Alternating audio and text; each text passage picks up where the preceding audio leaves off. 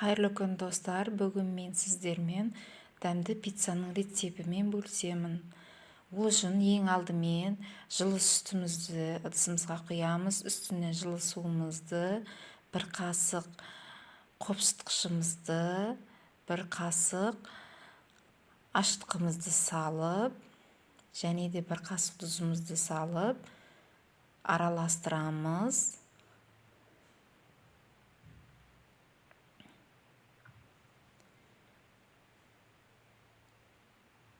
Bir қасық сары майымызды салып, қамыр илейміз. Ұнымызды аз-аздан осындай қылып қосамыз.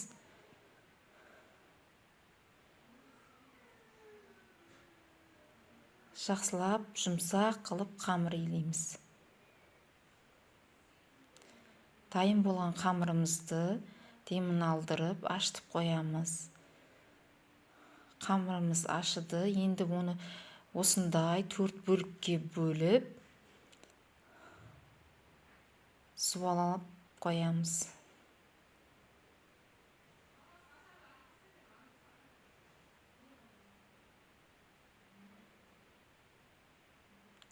Кішкентай қылып жасасаңыздар да болады.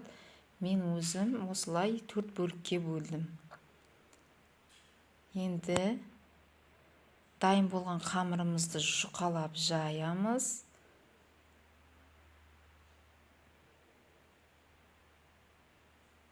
Үстінен алдымен кетчупымызды салып жағып аламыз. Бір келке қылып осылай жағып аламыз.